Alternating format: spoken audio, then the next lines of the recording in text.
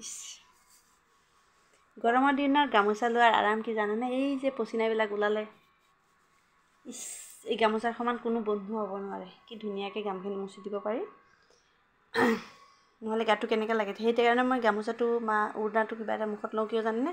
এইটো ধাৰণ কৰিবলৈ কাৰণে। তো বন্ধুসকল, এইটো দুপৰীয়া ৰুটি বনালোঁ। ৰুটি বনোৱাত মই তামাম এক্সপাৰ্ট। আৰু চাওক এয়া চাওক, মানে দাদাজনৰ ঘৰৰ পৰা আম অলপ আনিছিলে, ৰুটিৰ লগত খাবলৈ আম টেঙা অলপ বনাম বুলি ভাবিছোঁ। আমৰ আচাৰ, এই আম কাটি লৈছোঁ সৰু সৰুকৈ, আৰু কেৰাহীতে ইয়াত তেল দিছোঁ। তেলত এতিয়া জিৰা হেৰিখিনি কেলা জিৰাখিনি দি দিছোঁ। কেলা জিৰাখিনি গৰম হৈ গ'ল, এতিয়া আমখিনি দি দিলোঁ।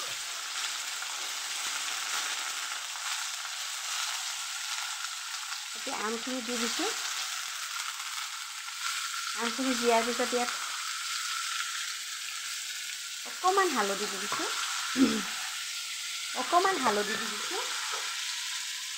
আৰু অকণমান নিমখ।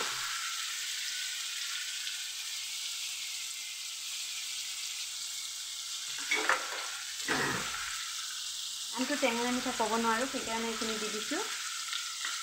তো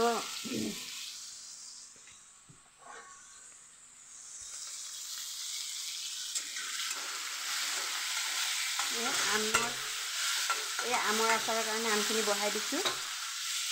এতিয়া অকণমান বইল হ'বলৈ দিছোঁ, আৰু খাবলৈ কিন্তু খুব ধুনীয়া হয়। কিন্তু আজি মই এই বছৰ আম পোৱাই নাই জানেনে?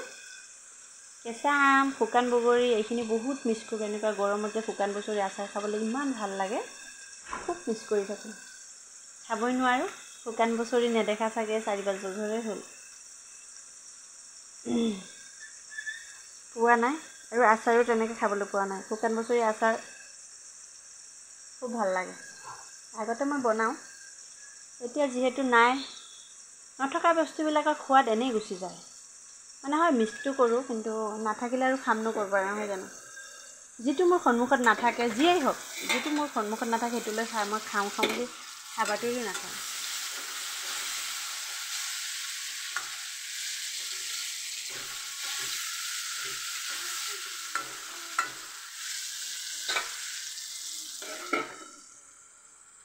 ভালকৈ সিজা নাই, সিজিবলৈ দিছোঁ। ইমান সোনকালে বস্তুবিলাক ক'ত সিজিব, নহয় জানো? টাইমটো লাগেই।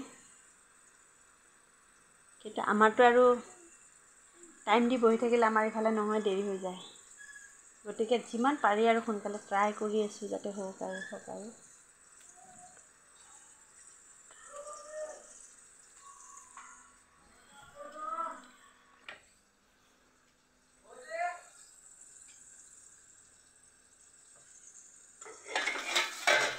তোমাৰ থাকৰ মাজতে সোনকালে কৰিবলৈ ট্ৰাই কৰি আছোঁ।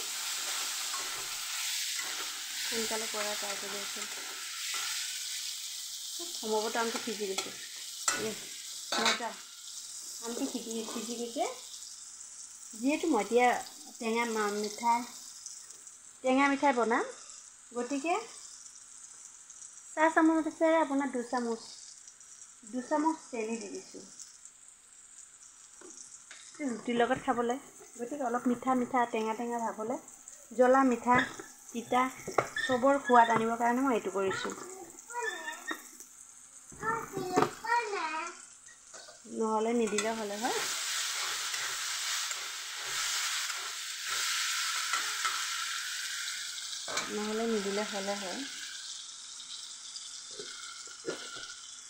অকণমান সোৱাদৰ কাৰণে জিৰা গুড়িটো অকণমান ইউজ কৰিছোঁ।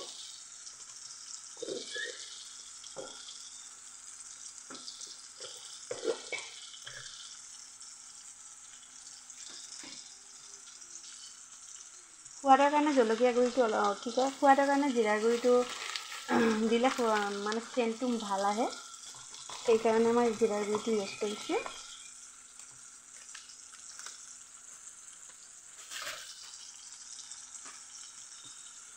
দেখিছেনে বন্ধুসকল, মোৰ যে একোৱে মনতে নাথাকে। এতিয়া জলকীয়া গুড়ি অকণ দিব লৈছোঁ। এতিয়া চাইছোঁ টেমাত জলকীয়া গুড়ি নাই। এয়া চাওক, জলকীয়া গুড়ি অলপ দি দিছোঁ। জলকীয়া গুড়ি অলপ দি পেলাই পানী অলপ ঢালি দিছোঁ।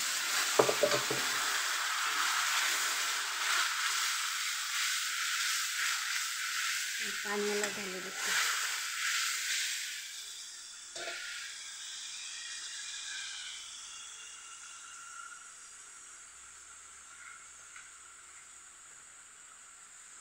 পানী অলপ ঢালি দি অকণমান জাল হ'লেই হ'ল, অকণমান জাল হ'ব, অকণমান জাল হ'ব দিছোঁ সোৱাদটো আহিবৰ কাৰণে। যেতিয়া সোনকাল কৰিব যাব সিদিনা কিন্তু আপোনাৰ দেৰি হ'বই, নহয় নে? আপোনালোকৰ হয়নে? মানে সোনকালে কৰিব গ'লে সিদিনা অকণ দেৰি হয়, আৰু সোনকাল নকৰিলে দেৰি নহয়।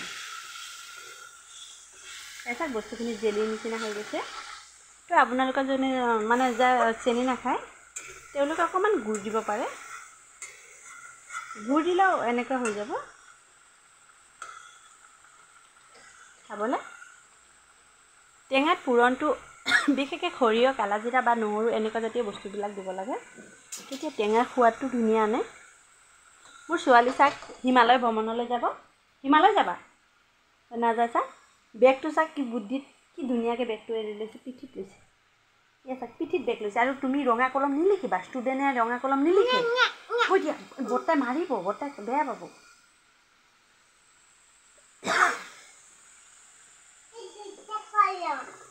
দুটা কলম।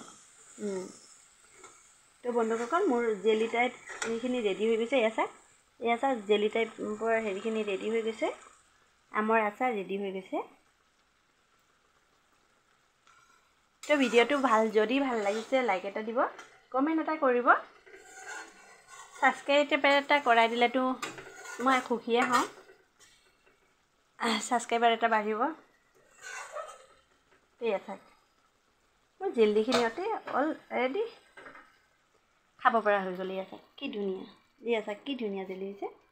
তো আপোনালোকে ভাতৰ লগতো খাব পাৰে বা এনেদৰে ৰুটিৰ লগতো খাব পাৰে। এইটো গৰমত জেলি খাবলৈ যে কি টেষ্ট।